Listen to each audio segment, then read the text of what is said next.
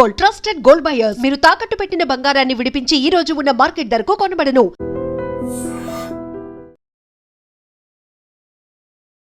షాద్ నగర్లో ఉన్నాం ప్రస్తుతం.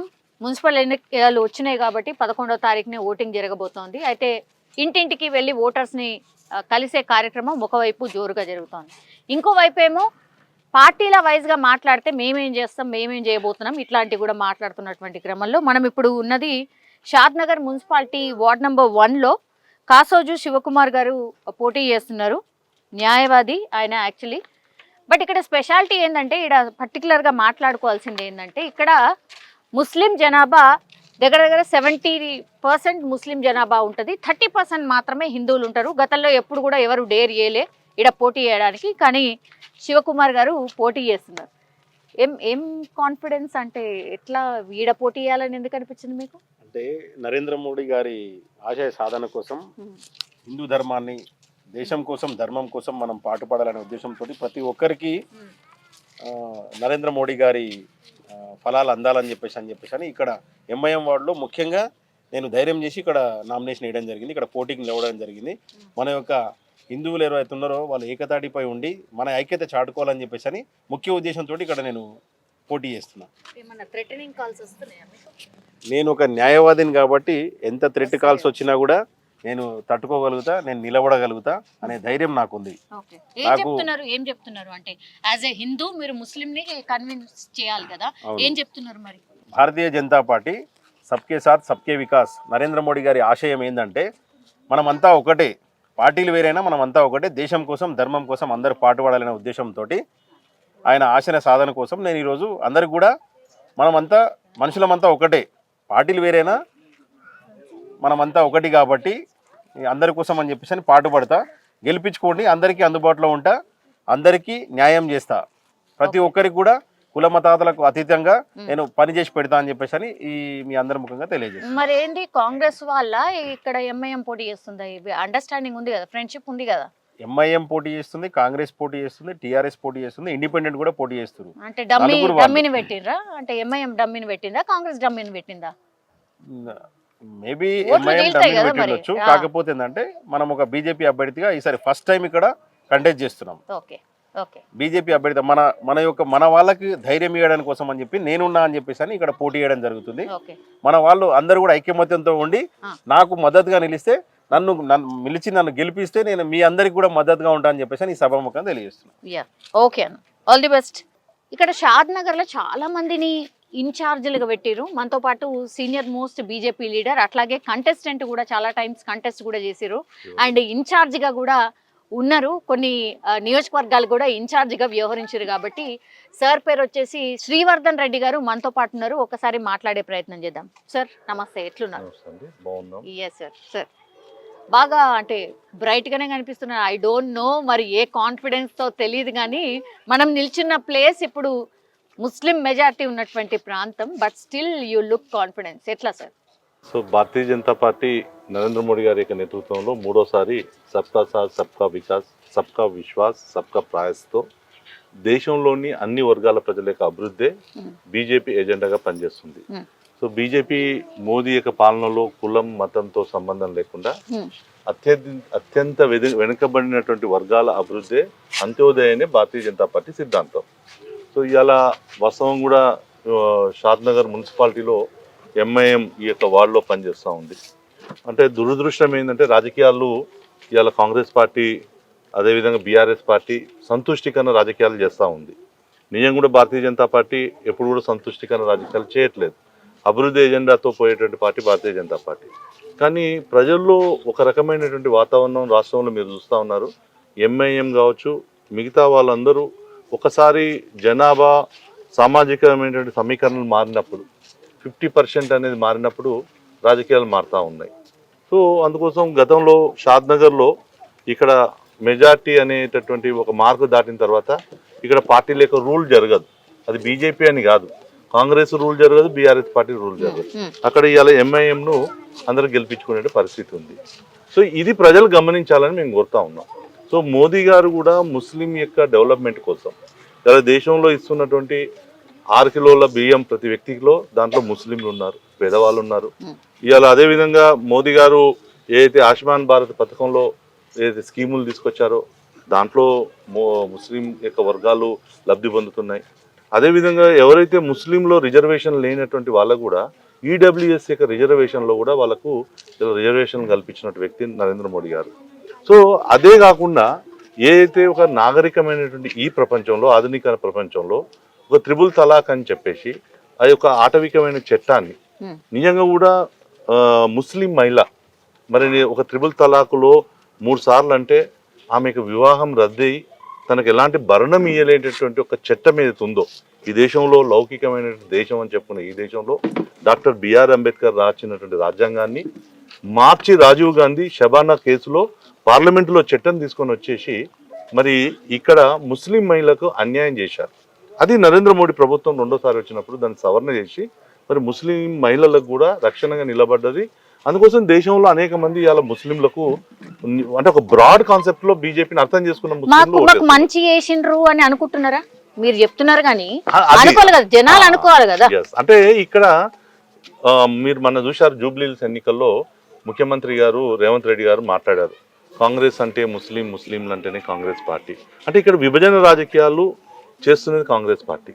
అంతకన్నా ముందు బీఆర్ఎస్ పార్టీ ముఖ్యమంత్రిగా ఉన్నప్పుడు కేసీఆర్ గారు ఆ రోజు రజాకారులకు వ్యతిరేకంగా తెలంగాణలో అనేక మంది పోరాటాలు చేసి అమరులైనటువంటి గడ్డ మరి ఈ ప్రాంతం, హైదరాబాద్ ప్రాంతం. ఆ రోజు నిజాము యొక్క పరిపాలనలో ఒక ముస్లిం దేశం కావాలంటే సందర్భంలో, పాకిస్తాన్కి అనుబంధంగా ఉండాల్సిన దేశంలో మరి 7వ నిజాము రజాకారులను పెట్టి అన్ని గ్రామాలలో మరి అనేక మంది మహిళలపైన హత్యలు, ఆత్మహత్యలు, అదేవిధంగా మానభంగాలు చేసినటువంటి ఒక వ్యక్తిని ఆ రోజు ఓట్ల కోసం పొగిడాడు. 7వ నిజాం చాలా గొప్పోడు అని పెరిగారు. సో బీఆర్ఎస్ అయినా కాంగ్రెస్ అయినా ఒకటే ఒక దాంట్లో ఉంటుంది, ముస్లిం ఓటు యొక్క సంతుష్టీకరణ రాజకీయాలు చేస్తూ ఉంది. సో భారతీయ జనతా పార్టీ ఈ దేశంలో ఉన్న ధర్మం గురించి, సంస్కృతి గురించి మనం నిలబడాలని చెప్పేసి అనుకుంటున్నాం. మీరు చూశారు ఇదే జానంపేటలో, మీకు వచ్చే ముందు చరిత్ర తెలుసు, ఒక 50 ఏళ్ల క్రితం ఈ యొక్క జానంపేటలో ఉన్నటువంటి అందరూ కూడా ఇక్కడ ఈ యొక్క టెంపుల్, ఇక్కడ దగ్గరలో ఒక టెంపుల్ ఉంటుంది, టెంపుల్లో భజనలు చేసుకునే వాళ్ళు, అన్ని రకాలైన వ్యవహారాలు చేసుకున్నారు. ఒకసారి జనాభా మారిపోయే వరకు ఇలా టెంపుల్లో గంట కూడా కొట్టొద్దని చెప్పేసేటువంటి పరిస్థితి ఉంది. ఇలా భాగ్యలక్ష్మి టెంపుల్లో మీరు చూశారు హైదరాబాద్లో. సో మరి 400 ఏళ్ల క్రితం ఈ రాష్ట్రంలో ఉన్నది ఎవరు? మరి భాగ్యనగరం అనేటువంటి భాగ్యనగరాన్ని హైదరాబాద్గా మార్చి అక్కడ భాగ్యలక్ష్మి టెంపుల్ ఉంటే మాకు గంటలు కొడితే మాకు ఇబ్బంది వస్తుందని చెప్పేసి ఫత్వాలు రిలీజ్ చేస్తున్నారు. ఇలా మరి ప్రజలు గమనించాల్సిన అవసరం ఉంది. నేను షాద్నగర్ ప్రజలను కూడా ఒకటే కోరుతా ఉన్నాను, ఇంత స్పష్టమైనటువంటి రాజకీయాలు కాంగ్రెస్ బీఆర్ఎస్ చేస్తున్నప్పుడు మరి ఈరోజు బీజేపీని ఒక రకంగా మత పార్టీ అని చెప్పేసి ముద్ర వేస్తా ఉన్నారు. ఎవరు ఎన్ని ముద్రలు వేసినా ధర్మం కోసం వేస్తున్నారు అని అంటే మీరు మాట్లాడే మాటలు అట్లా ముద్ర పడుతుంది ఆటోమేటిక్ గా. అదేంటే ఎవరు ఎన్ని చెప్పినా నిజంగా కూడా మమ్మల్ని ముద్ర వేసినా మేము పడడానికి సిద్ధంగా ఉన్నాం. ఇప్పుడు కోట్లాది మంది ప్రజల యొక్క కోరిక, అందరి యొక్క ఆలోచన రామ మందిరం అయోధ్యలో కావాలనేది, ఒక భవ్య మందిరం నిర్మాణం. అది ఒక 500 సంవత్సరాల యొక్క పోరాటం, కొట్లాట. సో దాంట్లో మరి మెజార్టీ ప్రజల యొక్క కోట్లాది మంది హిందువుల యొక్క మనోభావాలను గమనించాలి, వాళ్ళ యొక్క మనోభావాలను మనం అందరం కూడా రెస్పెక్ట్ చేయాలి. కానీ కాంగ్రెస్ పార్టీ ఏం చేసింది? ఈ రోజు కూడా మీరు గమనించండి, రాహుల్ గాంధీ, ప్రియాంక గాంధీ, లేకపోతే ఎవరు కూడా అదే అయోధ్యలో రామ మందిరం కడితే దేశంలో, ప్రపంచంలో అనేక మంది వచ్చి దర్శనాలు చేసుకుంటున్నారు. అంటే వీళ్ళు వివక్ష ఎవరు చూపిస్తున్నారు? మత రాజకీయాలు ఎవరు చేస్తున్నారు? భారతీయ జనతా పార్టీ ఎప్పుడు చేయదు. భారతీయ జనతా పార్టీ ఈ దేశంలో ఉన్నటువంటి అందరినీ కూడా కలుపుకొని తీసుకుపోతున్నాడు నరేంద్ర మోడీ గారు. మీరు గమనించండి, క్రిస్టియన్ మెజారిటీ ఉన్నటువంటి రాష్ట్రాల్లో కూడా ఇలా బీజేపీ గెలుస్తుంది. సో అనేక ఉత్తరప్రదేశ్ లాంటి రాష్ట్రాల్లో కూడా, కానీ సౌత్ లో అంత స్ట్రాంగ్ కావట్లేదు. ఎందుకంటే ఆల్రెడీ సౌత్ లో, కర్ణాటకలో మేము 2 సార్లు అధికారంలోకి వచ్చాం. ఈ రోజు తెలంగాణలో కూడా 8 మంది ఎంపీలను గెలిపించారు. మీరు అడిగారు కదా, మీరందరూ కూడా ఈ ప్లేస్ లో కూడా ఇంత తేజ్గా ఉన్నారు, ఇంత ఉత్సాహంగా ఉన్నారు అని అంటే ఈ ప్రాంతంలో కూడా, మహబూబ్నగర్ జిల్లాలో కూడా భారతీయ జనతా పార్టీ ఎంపీని గెలిపించినట్టు గడ్డ కాబట్టి. సో ఈ ఎన్నికల్లో, అంటే గత ఎన్నికలకు ఈ ఎన్నికలకు మాకున్నటువంటి ఒక విశ్వాసం ఏంటంటే, ఈ ఎన్నికల్లో భారతీయ జనతా పార్టీని షాద్నగర్లో ప్రజలు కోరుకుంటున్నారు, మార్పు రావాలనుకుంటున్నారు. ఎందుకంటే గతంలో కాంగ్రెస్లో ఉన్నటువంటి కౌన్సిలర్లే బీఆర్ఎస్కి వస్తున్నారు, బీఆర్ఎస్లో ఉన్న వాళ్ళే కాంగ్రెస్కి వస్తున్నారు. వీళ్ళు ఓన్లీ అవినీతి రాజకీయాలు, అదేవిధంగా కుటుంబ రాజకీయాలు తప్ప డెవలప్మెంట్ రాజకీయాలు ఎక్కడ లేదు. ఈ రోజు మీరు వస్తున్నటువంటి షాద్నగర్లో ఏ గల్లీలో మీరు చాలా తిరిగారు, వేసిన ప్రతి సిమెంట్ రోడ్డు నరేంద్ర మోడీ గారు వేసినటువంటి డబ్బులే. ఈడ ఉన్నటువంటి ఎల్ఈడి బల్బ్ నుంచి మొదలు పెట్టుకుంటే అవి మోడీ గారు ఇచ్చిన పైసలు, మేము ప్రజలందరం కట్టినటువంటి మా పన్నులు. అంతే తప్ప ఎక్కడ కూడా గత ప్రభుత్వం కూడా ₹1 అయ్యలే, ఈ ప్రభుత్వం కూడా ₹1 అయ్యలే. మా షాద్ నగర్ ఏం తెలుసా, 100% ట్యాక్స్ కట్టినటువంటి ప్రజల కింద మాకు అవార్డు వచ్చింది. అంత గొప్ప ప్రజలు ఉన్నటువంటిది షాద్ నగర్. ఓకే, సో ఆ గడ్డ మీద మీరు ఏం చేస్తున్నారు, మీరు ఏం చేయబోతున్నారు అని స్పష్టంగా చెప్పి ప్రజలకు చెప్పే ప్రయత్నం చేస్తారు. గెలిపించుకోండి, మేము ఇంకా అభివృద్ధి చేస్తాము, అదేనా మీరు చెప్పేది? మేము ఒకటే చెప్తున్నాం షాద్ నగర్ ప్రజలకు, ఈ రోజు నేరుగా మోదీ ఇచ్చే డబ్బులు, ప్రజలు కట్టేటటువంటి పన్నులు, అవినీతి జరగొద్దు, అభివృద్ధి జరగాలి. దానికోసం ఒకసారి భారతీయ జనతా పార్టీకి 80% ఒక మెరిట్గా మా యొక్క అభ్యర్థులను గెలిపించండి అని కోరుతున్నాం. ఈరోజు మున్సిపాలిటీ, మీరు ఈ యొక్క మున్సిపాలిటీని గెలిపించండి, కేంద్రం నిధులను తీసుకొస్తాం, మా ఎంపీని తీసుకొస్తాం, ఎంపీ యొక్క నిధులతోటి ఎంపీని ఢిల్లీకి తీసుకొని వచ్చి అమృత్ నిధులో ఏదైతే రాష్ట్రాల్లో ఇస్తున్న డబ్బులు ఉన్నాయో ఇక్కడ కూడా ఈ యొక్క షాద్ నగర్ అభివృద్ధి కోసం మేము చేస్తాం. అదేవిధంగా షాద్ నగర్ ప్రజలు చాలా సమస్యలు ఎదుర్కొంటున్నారు. ఒకటి రైల్వే ఏదైతే ఉందో, చటాన్పల్లి రైల్వే గేట్కి సంబంధించినటువంటి బ్రిడ్జ్ ఏదైతే ఉందో కేంద్ర ప్రభుత్వం 65 కోట్లు ఇచ్చింది, రాష్ట్ర ప్రభుత్వం మ్యాచింగ్ అమౌంట్ ఇవ్వని కారణంగా ఇలా ప్రజలందరూ కూడా ఇబ్బంది పడుతున్నారు. అట్లనే చాలా ఇవాళ ఇక్కడ ఉన్నటువంటి చిన్న చిన్న ఏదైతే ఉందో ఈ యొక్క పాత ఊర్లలో మరి సరైనటువంటి డ్రైనేజ్ వ్యవస్థ లేదు, వాటర్ వ్యవస్థ లేదు, ఈ యొక్క పారిశుద్ధ్య వ్యవస్థ సరిగా లేదు. వీటన్నిటిని కూడా భారతీయ జనతా పార్టీ వస్తే మరి మంచి పరిపాలన ఇస్తుంది. మా యొక్క అభ్యర్థులు చదువుకున్నటువంటి అభ్యర్థులు ఉన్నారు. ఇవాళ శివ ఎడ్యుకేటెడ్, ఇవాళ ఒక అడ్వకేటు. సో అట్లా మా యొక్క 19 మంది ఈరోజు భారతీయ జనతా పార్టీ వైపు నుంచి పోటీ చేస్తున్నట్టు అందరూ కూడా మంచి వెల్ ఎడ్యుకేటర్స్ని కూడా ప్రజల ముందు ఉంచాం. కాబట్టి ఒక మార్పు కోసం ఈసారి భారతీయ జనతా పార్టీకి ఓటేయాలని చెప్పేసి మీ షాద్ నగర్ ప్రజలందరూ కూడా కోరుతున్నాం. సో మీద విశ్వాసంతో వేయండి, మెరిట్గా వేయండి.